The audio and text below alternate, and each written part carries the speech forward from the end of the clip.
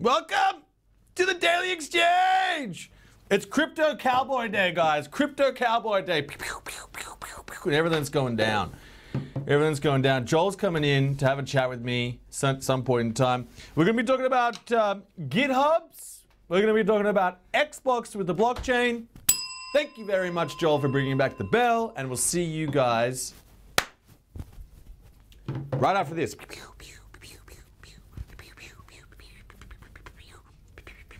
Joel.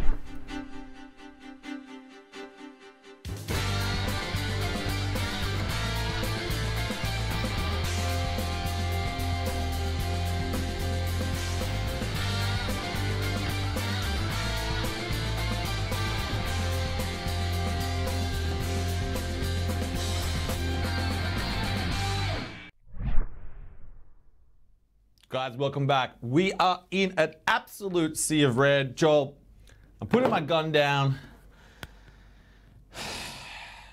Crypto Cowboy has seen, like, I've literally been firing bullets everywhere.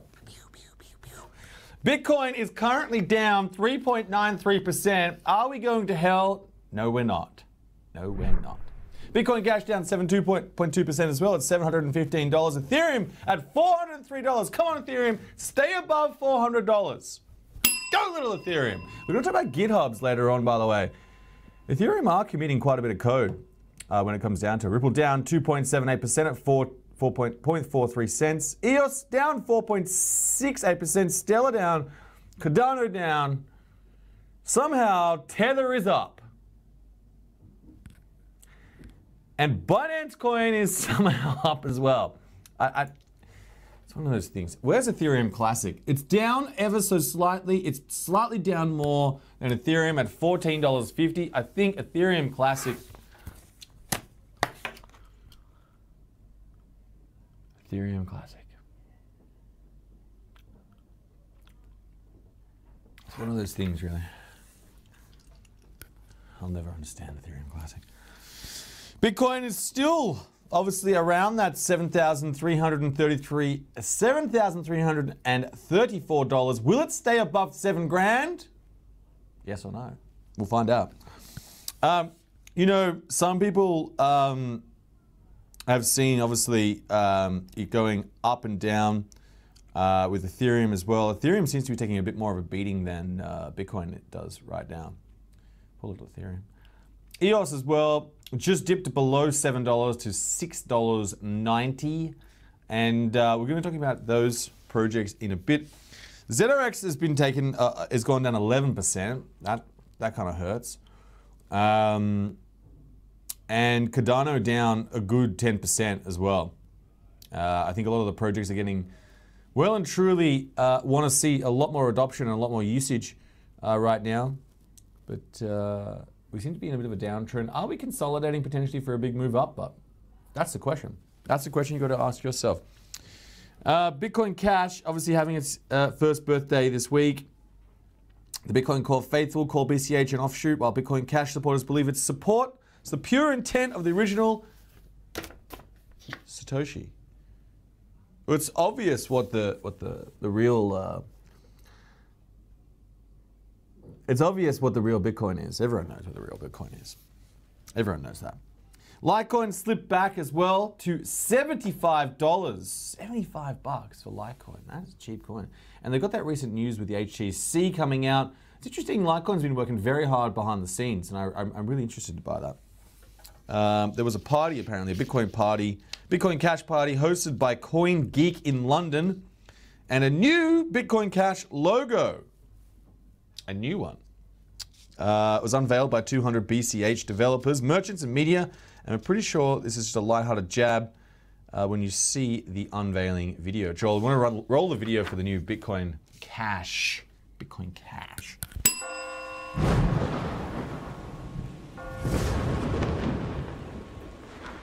Master Nakamoto made me the chosen one. I am the original and I am the best. But you've turned your back on your roots and are now nothing. We will see.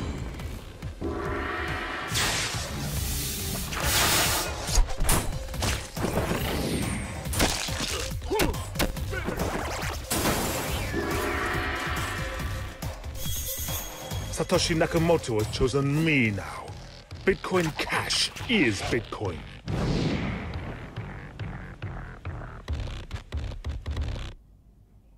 Bitcoin Cash versus Bitcoin.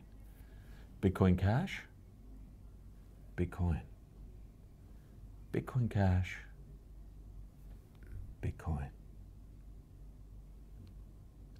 You know, I'm not going to get into that argument. It ain't my kind of thing. I know that a lot of people out there that already know who the real Bitcoin is. Let's talk about positive news, but first thing off the cab is the Queensland government has gotten behind Travel by Bit to potentially roll out more of its terminals from the airport further throughout Queensland, including potentially the Bundaberg distillery. Get a couple of rum, a couple of dark and stormies. Joel, do you like a dark and stormy? I do. I really like rum in general, though. Rum in general. This is not financial and or drinking advice. Do drink responsibly. But Bundaberg Distillery is a great distillery and is part of Australian heritage. It's great to see them getting on board with the cryptocurrency movement. I wonder if they're going to bring out the Bundy coin. It'd be kind of cool. The drop coin instead of the drop bear. Travel by Bit helped pave the way for stores that accepted crypto in Brisbane Airport, and its system accepts Bitcoin, Litecoin, Dash, Ether, and XEM, which is kind of cool. Secondly, the Commonwealth Bank has successfully helped ship a whole truckload of almonds from Mildura to Hamburg in Germany over the Ethereum network. Isn't that awesome? Joel, do you like almonds that have been shipped on the blockchain? Do you think they taste better? You know what? I love almonds, so I think that as long as the almonds get to me, it doesn't matter how they get there. There is more of a sense of freedom, the fact that it's come this way. Joel loves his almonds. It's really interesting, obviously, that, you know, the managing director, Alex Tone from CBA said, by bringing together partners from across the end-to-end supply chain and developing a new platform underpinned by emerging technology, blockchain and IoT were able to prove a concept to modernize global trade. Welcome to the modernization of global trade. It's awesome. It's fantastic. In other news, CoinJar has launched a crypto index fund. For real. Now, if you go back in time, go back to the other podcast and other guys that run Hodl That Thought. Back in the 11th of April 2018, we brought you an interview with Jordan from CoinJar, who talked about how they're launching a crypto index fund, and you can learn about it now, and it is now live. It is ready to go. You can jump on over to their fund, and you can seize the opportunity and invest in, I guess, a Bitcoin version and a mixed class. So you've got Bitcoin, Ethereum, Ripple, and Litecoin. I suppose it's quite an interesting time to set up a fund because the market is quite down compared to the other funds that were set up where the market was very high. And I think a lot of people have struggled. A lot of funds would have been in under some duress because of that. So it's an interesting time to launch a fund, given all the news and all the funds that would be coming in. I'm assuming they do take cryptocurrency as well as cash. I'm just trying to see here. So the CoinJar Digital Currency Fund is issued by 1CC Proprietary Limited, an authorized representative of One Investment Administration with its AFSL there. The manager of the fund is CoinJar Asset Management Proprietary Limited and is a corporate authorized representative of One Investment Administration. So that's who they're using. There has been a few funds in the past that ASIC has gone and shut down, so it's interesting to see how the authorities respond to this. It clearly seems to me like they've, well, I don't know if they've given their stamp, but it does seem like this person who's putting their, this One Investment Administration has put themselves on the line to launch this index fund. So we'll see how that goes. You can register your interest, and they are taking in self-managed super funds as well. So welcome CoinJar to the Digital Index Fund. Awesome stuff. Good innovation. Moving right on. Joel, if you want to share with everyone that link on the Hodl That Thought podcast number 6, so everyone can hear and listen to Jordan talk about the fund. And he has delivered on that, which is awesome. Incredible. Moving on, SEC Watch. Let's hear from Hester Pierce, who dissented and wrote about it on the SEC website. She's appeared on CNBC. And have you got a quote for us, Joel? In terms of what she's talking about. She says, Hester says they cite a number of reasons. So the thing about it is, just give this context, guys. Hester, on this ETF decision in the US with the SEC, Hester has come out and she's dissented and say that she does think that a Bitcoin ETF should go live. So she said they cite a number of reasons for that decision. And specifically in this case, what I think they did is they looked through to the underlying asset. In this case, that would be Bitcoin. And they raised some concerns about the market for that underlying product. She then goes on to say, I think by doing that, they went beyond what the statute allows us to do, and we should have really focused on the market where the exchange-traded product would trade, as opposed to focusing on the underlying Bitcoin markets. I think if you did even decide you want to focus on the Bitcoin markets, I still would have come to a different conclusion than they did. So clearly Hester's pointing out how this has gone about, and it feels really weird. Obviously, when it comes down to it, ETFs and the obviously the data, the control of what goes on the stock market and funds is an extremely sensitive topic to governments and all sorts of people. And opening up an ETF would dramatically impact that. Now, the CME has already come out and launched Bitcoin futures. I find it strange, very strange in fact, that the SEC is allowing people to purchase Bitcoin on exchanges on their own, by themselves, and yet they will not regulate Bitcoin as an ETF. That's strange. It's like you can go out and walk around and there might be dinosaurs that'll go and eat you, or like scary people that'll steal your money. But you know, instead of that, instead of us creating a safe place for you to go and buy your Bitcoin and be super aware and super safe in doing that, we'll just let you go out and do that. That's essentially what they're saying.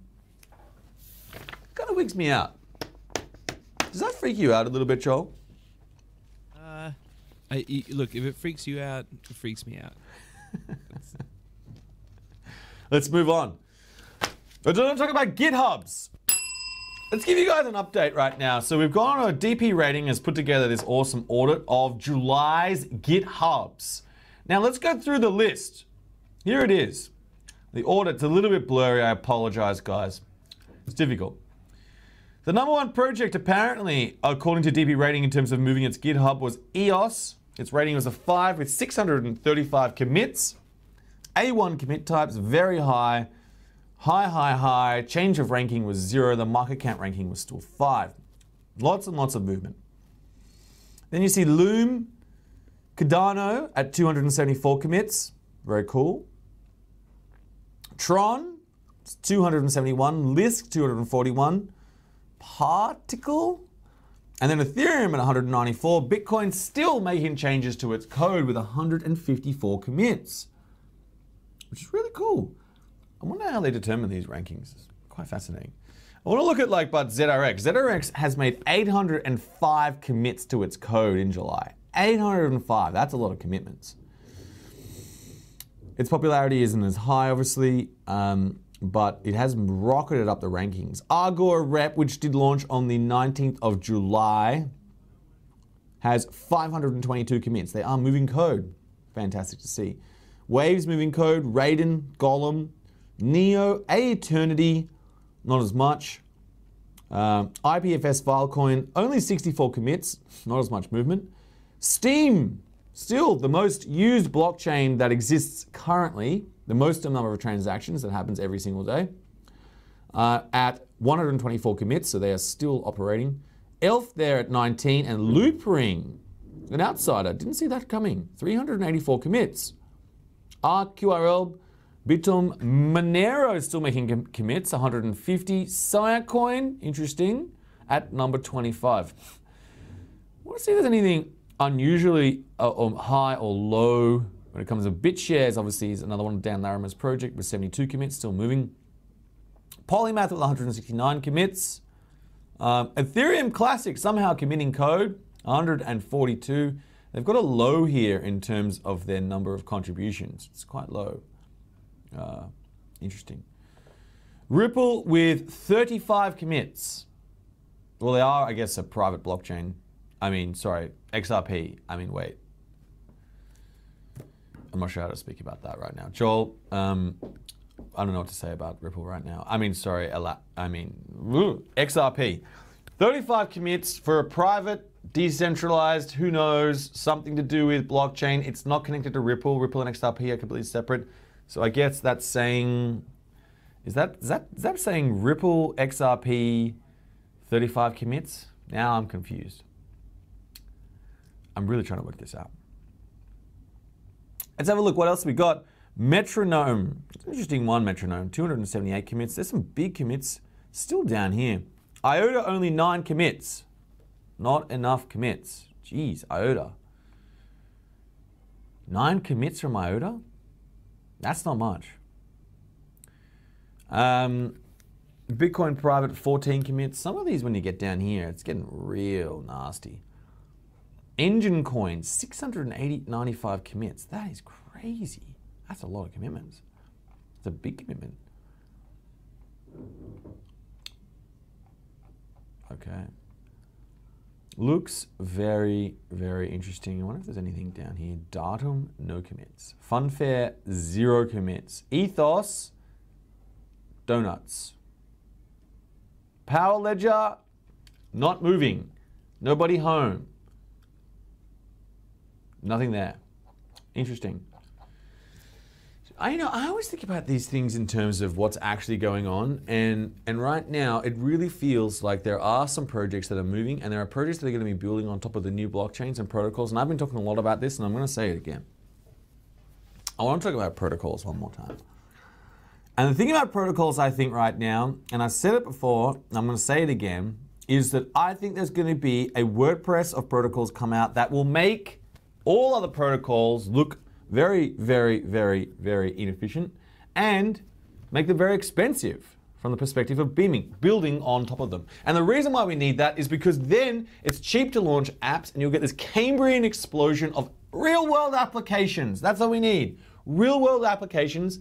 Like if you had to launch an app right now, right, and say you're paying 4 or 5 cents an app, a transaction. Just a transaction on the blockchain.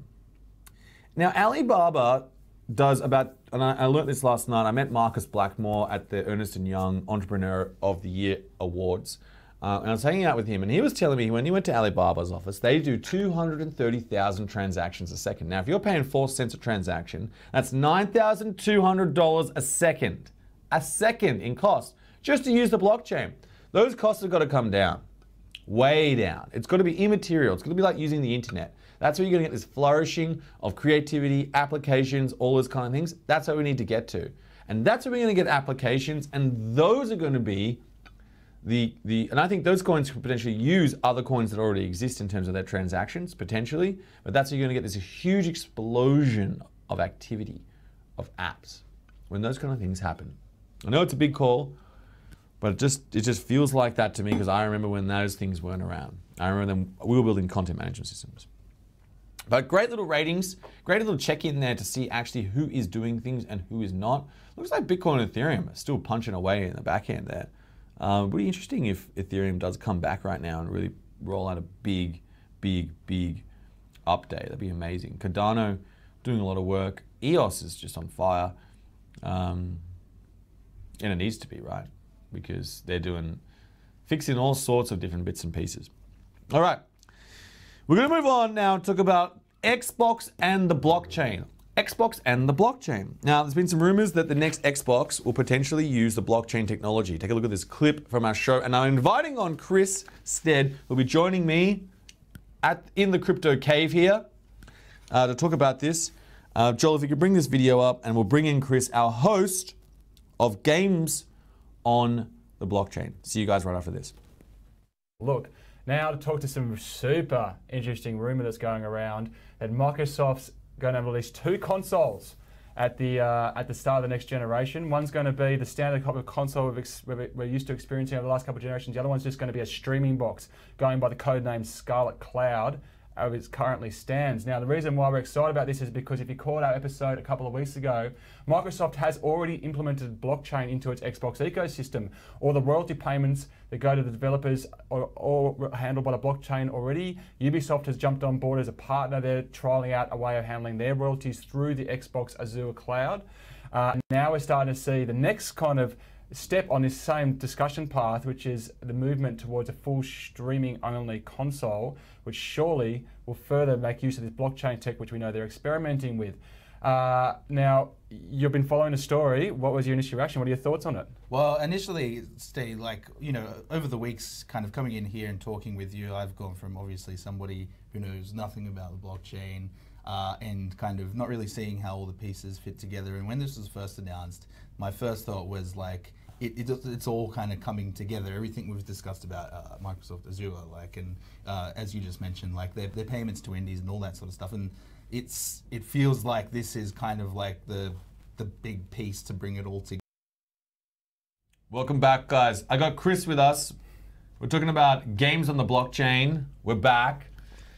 Chris, you've put together this incredible piece of content about the Xbox Scarlet Cloud console likely to use the blockchain. Now, just to give a bit of context to everyone, it's almost, I guess, a streaming machine as opposed to people downloading stuff. Yeah. And potentially will use the blockchain. Give us the background on this. Tell us about this. Yeah, so obviously we're still a couple of years out from the next generation of consoles. We've actually got another article up on Finder where we use a lot of evidence from different quotes to show that we're looking at probably a November 2020 release of the PlayStation 5. We expect the next Xbox to release around that time.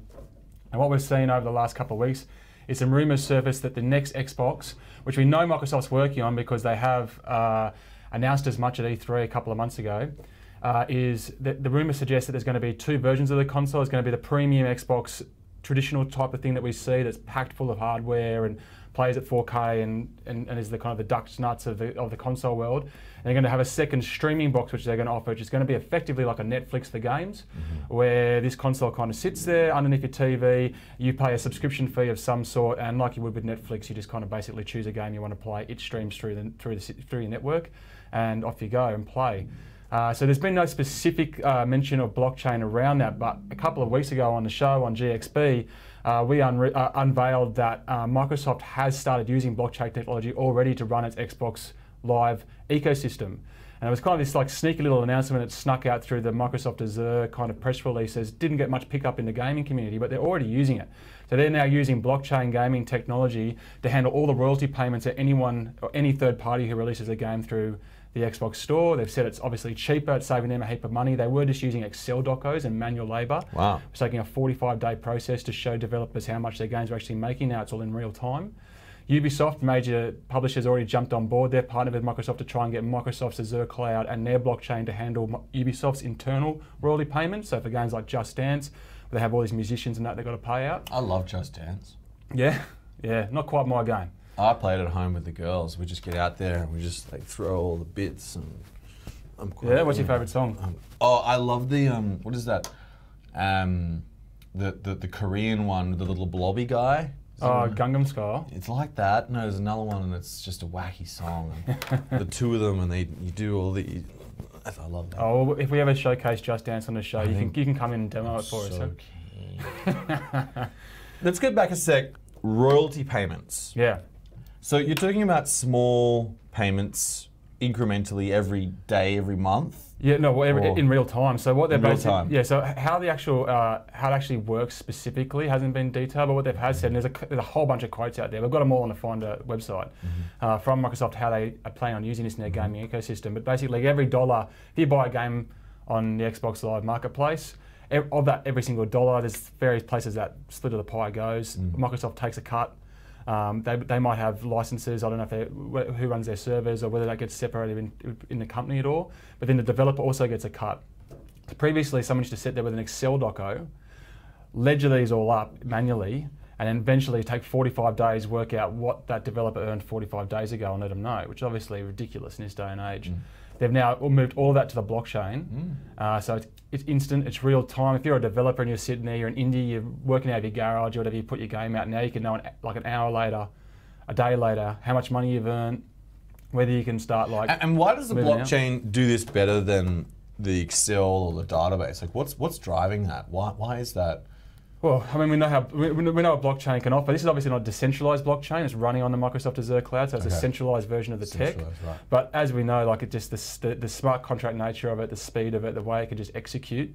So as opposed to, I guess, having to process all that stuff in a manual ledger, work out how much that the developers owe, then work out how to pay that person in fiat across boundaries, in most cases, geographical boundaries. Now the blockchain can just go and smash all that. So it's a huge play by Microsoft. And so do people get paid in fiat still, or do they get paid in cryptocurrency? No, they get cashed out in fiat.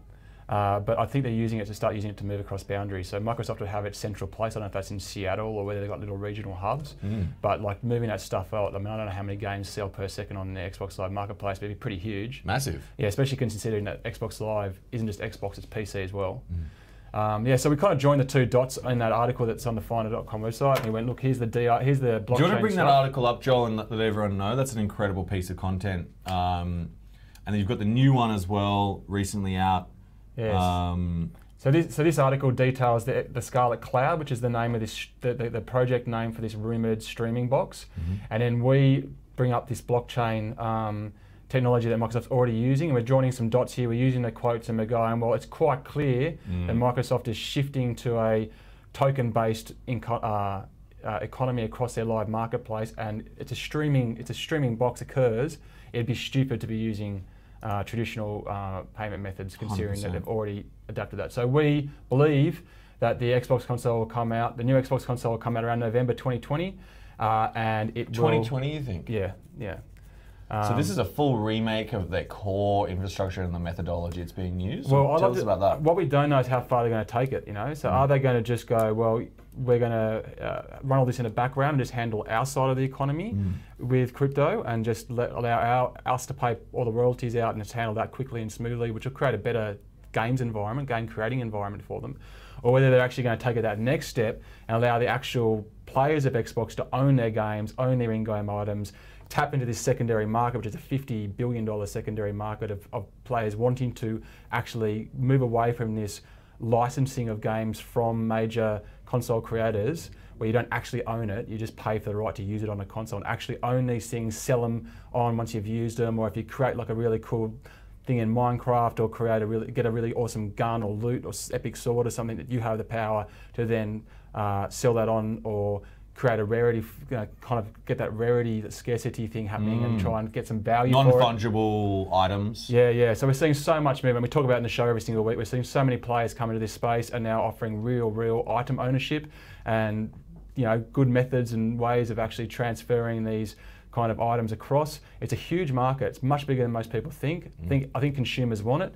And what we do know is that Xbox isn't in the greatest position in this generation. Like Sony's outsold at 2-1, Switch is right on its tail despite coming a lot later. Xbox needs a differentiating point with the next generation of consoles, and the differentiating point could be saying you own your stuff. You own your stuff. That sounds a bit like you own your money. Like it sounds like the blockchain. It sounds like Bitcoin, really. Yeah. A similar kind of vein. Sounds now, like Microsoft does accept cryptocurrency payments on its store as well. Does it accept it on its gaming store?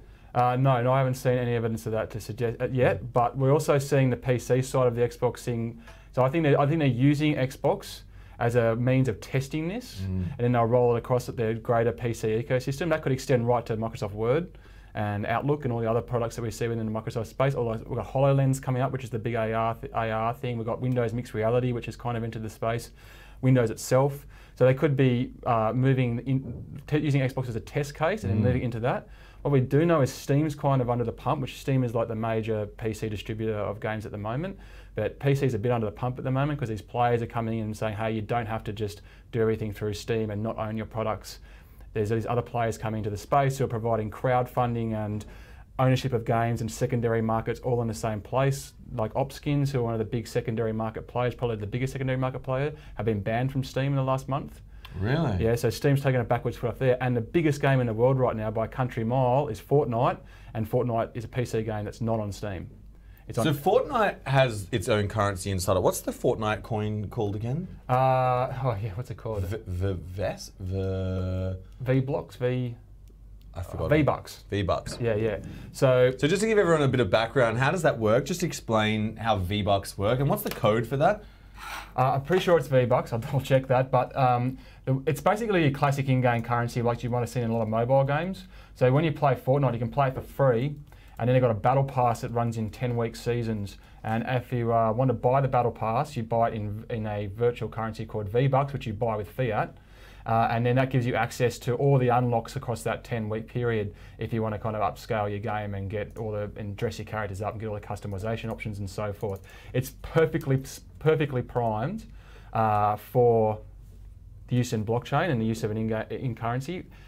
Adding to fuel to the fire, I'm about to put a story up on the Finder website later this afternoon about this.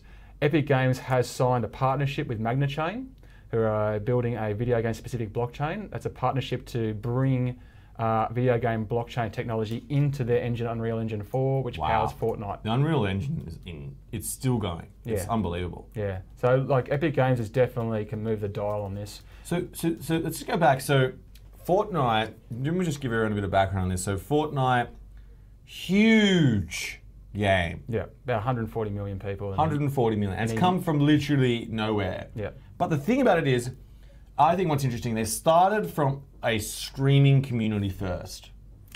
Yeah, they started really small. They started with like a co-op experience called Save the World. I think that launched in about July last year. And it didn't really pick up. It was all right, but it didn't really pick off, like go huge. Then about 2 months later, they released a competitive multiplayer game, which is the Battle Royale. That was not even, they didn't even start developing that until the game came out in July. So they only worked on it for 6 weeks. That thing went supernova, spawned basically a genre that now lots of games are copying everything from Battlefield to Call of Duty and now trying to copy in on this. But I think what's interesting, so when you're watching this, it started from the streamers. So streamers, people are watching these other players play. Yep. And then what they do is when there's a sick move or someone does something really cool, they tip them with the cryptocurrency. Ah, you're talking about the Twitch thing. Yeah, so Twitch is, it's actually, they're called Streamlabs, I think. They're actually a third party that has a plugin or an option you can use while you're a Twitch streamer that allows people to donate. So that's not part of Fortnite. No, that's not part of Fortnite. That's a separate thing altogether. However, it's been used by Fortnite streamers because about 6 or 7 episodes ago, we talked about how this Streamlabs has allowed people to tip with 4 cryptocurrencies. I think it's Bitcoin Cash, Litecoin, Bitcoin, and Ethereum. Wow. So you can now tip directly with a cryptocurrency into Twitch, which is a major deal because Twitch is owned by Amazon. Mm-hmm. Right. So if Twitch, if this picks up on Twitch, this is a little bit of an experiment by Amazon to see how they might be able to use cryptocurrency.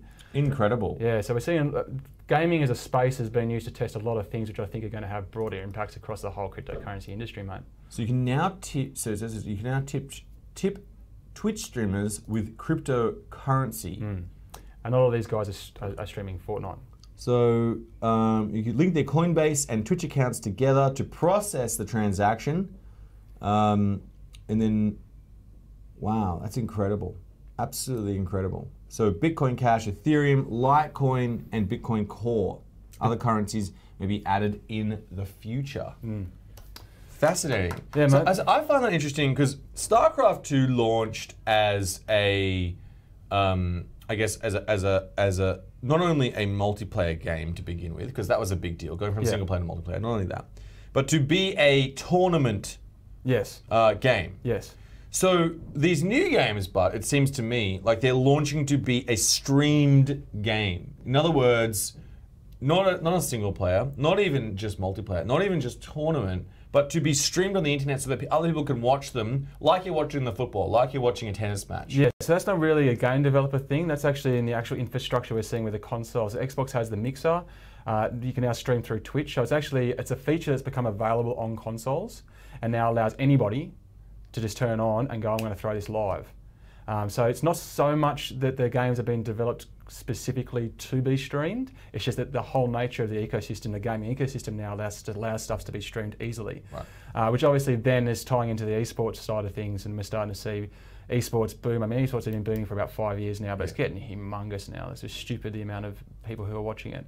I want to take a look at a left-hand turn on this because I know esports, big controversy around that is gambling and esports. Yep. And I noticed there used to be it was shut down. You couldn't bet with fiat currency. You needed to bet with some sort of weird token. Is that now also translated into some sort of cryptocurrency? Is there... Look, this is where I'm expecting to see the most rapid movement in the blockchain gaming space is going to be the movement of tournaments to cryptocurrency economy. I haven't heard of it happening as yet. Okay. I know a lot of startups which are trying to push into that space. Yep. We're seeing a lot of information about it. It just makes too much sense. And one of the big things they're having with tournaments at the moment is actually getting prize money across to teams.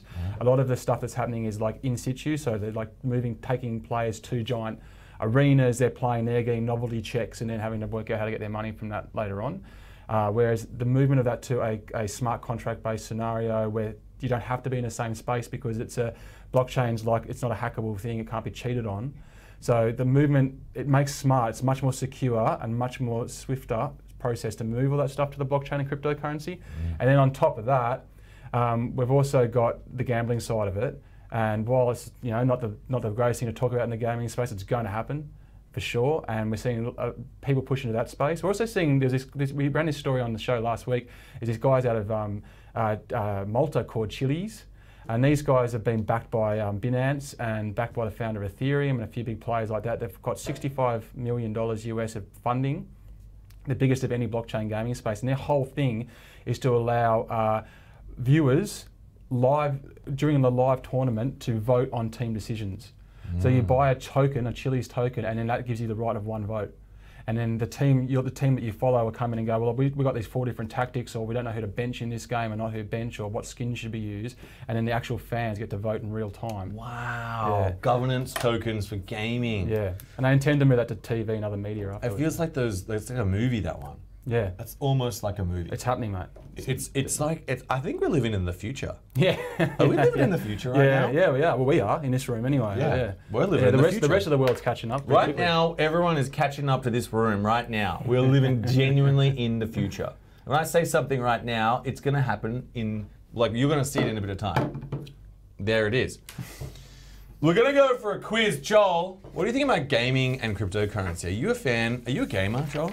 I am a massive gamer. And what games do you play, Joel? Tell us. I play so many games. I'm playing Sea of Thieves right now. Sea of Thieves. Yeah, there are some conflicting... You know what Can I tell you what I'm playing, Joel?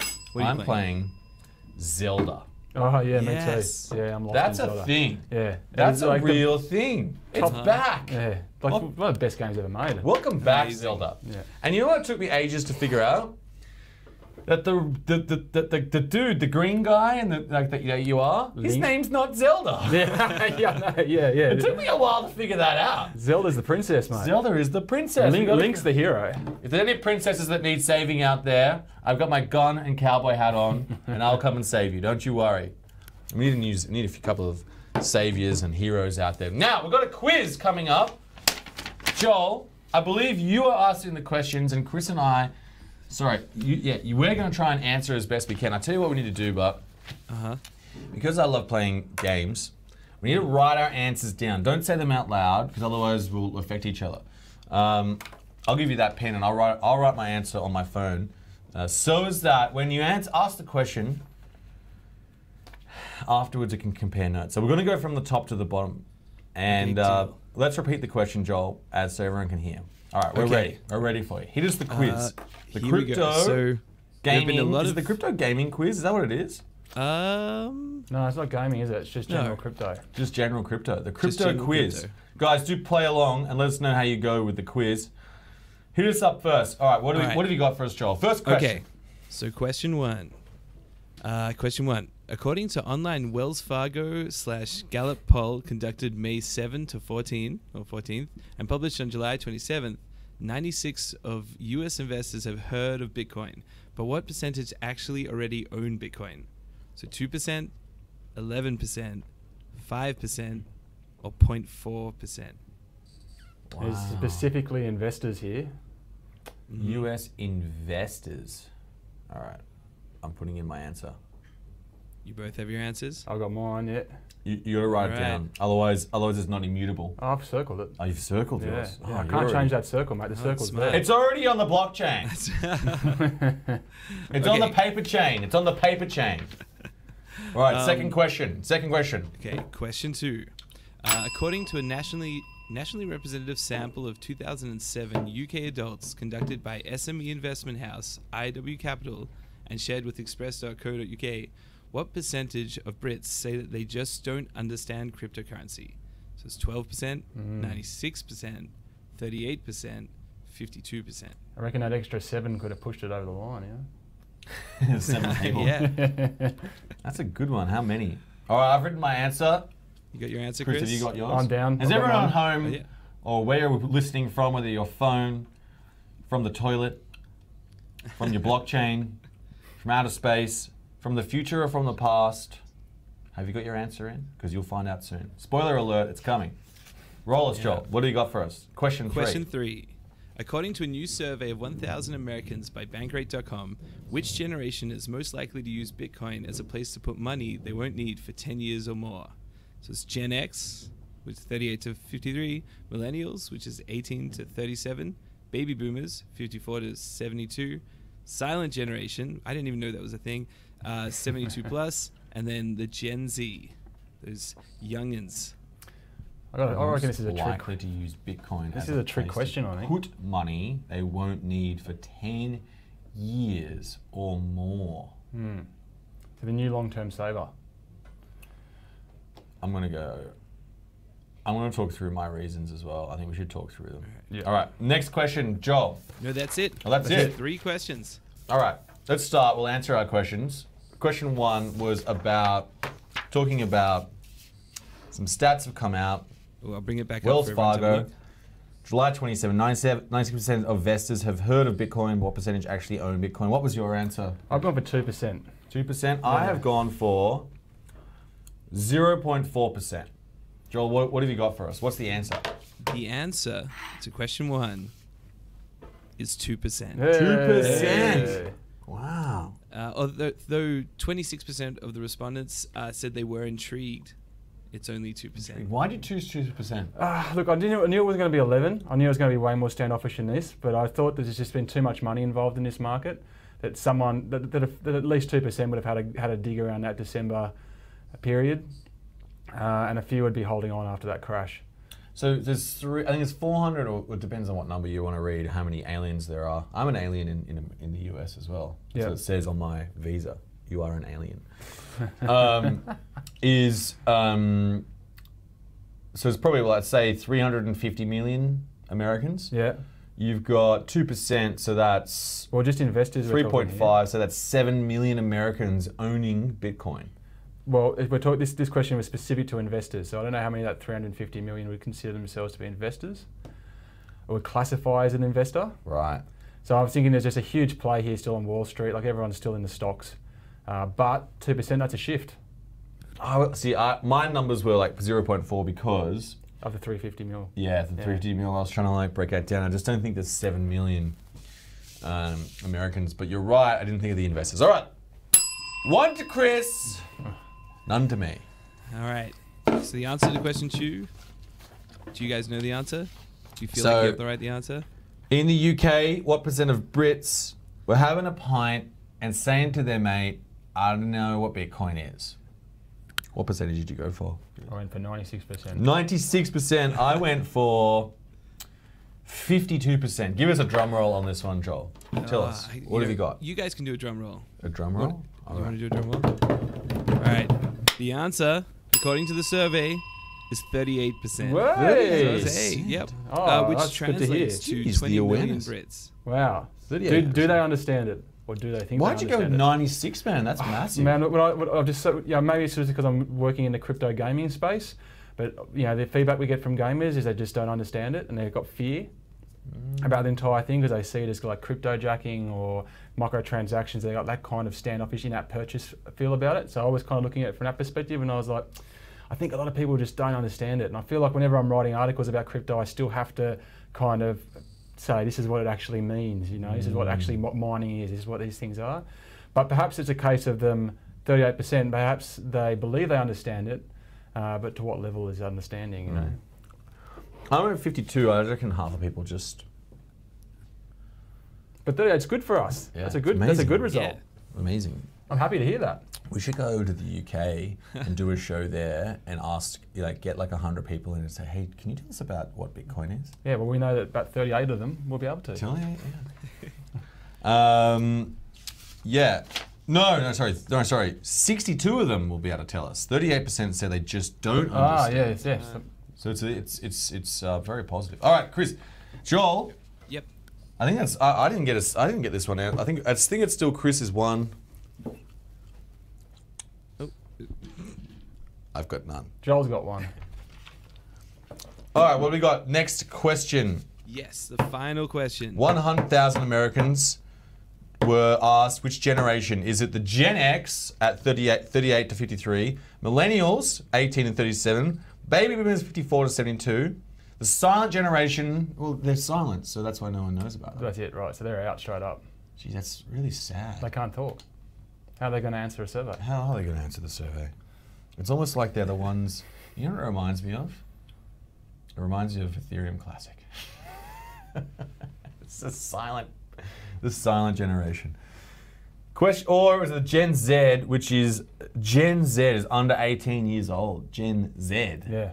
What happens after that? Do you get to Gen Alpha or Gen 1? I don't know, they're making new generations. They haven't got a new generation now for those who were born between 75 and 81. I think they've created a new generation. Yeah. I never heard of the silent one, but is Gen, like if you're, you know, so well, you've got 20 years in between. What's after Gen Z? Do you give me Gen 1? Gen 1, I like that idea. Yeah, potentially. Well, I'm Gen A. No, you can't start again. Double A. Double Z. Double Z. Double D.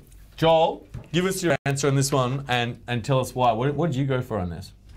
I went for millennials. Millennials. 18 to 37. You know, it's interesting. I was going to go millennials, but I controversially went Gen X, and I'll tell you why. Because I think millennials, I don't think they've got the money to put that aside. I think the Gen X have basically got money, put it aside for 10 years, and just forgotten about it. Well, there's a trick question here, I thought, because first off, it's specific to Bitcoin, whereas a lot of people would put their money not in Bitcoin. That's potentially. true. And That's true. also on top of that, I don't think Gen Z, like, how are they going to get an accurate response out of a 14-year-old on this subject? So, well, especially also like the silent generation was quiet. The Gen Zs were playing around with Peppa Pig, Fortnite, and Fortnite, and so yeah, they're probably not going to be in there. So we removed those ones. So you're kind of looking at baby boomers, millennials, and Gen X. What did you go for this, Joel? Did you have a crack? Did you have a stab? Or did you know the answer already? I had to go at all of them, and I got only one of them right, and it was this question. Oh. and the answer is it's going to be millennial. Are you ready for the answer? Here's the answer, Joel. Give it to us straight. The answer is, of course, millennials. Oh. Yeah, there you go. Chris is the man with the golden gun today, guys. Woo! He has won the quiz, 2-0. I've absolutely struggled and got 0 on that.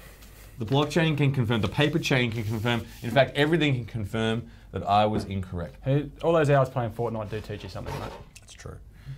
Guys, do subscribe and do join us on Crypto Finder. We've also got Chris making the most incredible gaming and cryptocurrency and blockchain show. You should watch this. It's amazing, the content these guys make. Incredible.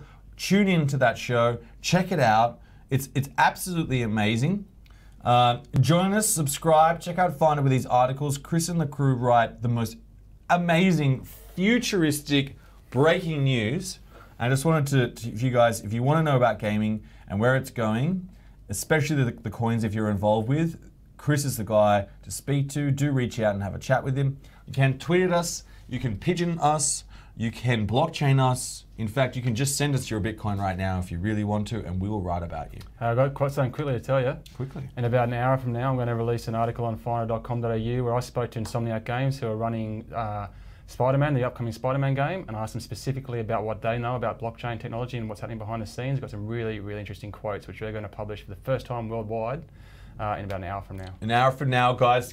Get on that article. It's coming at you. But thanks so much for tuning in, guys, and we'll see you.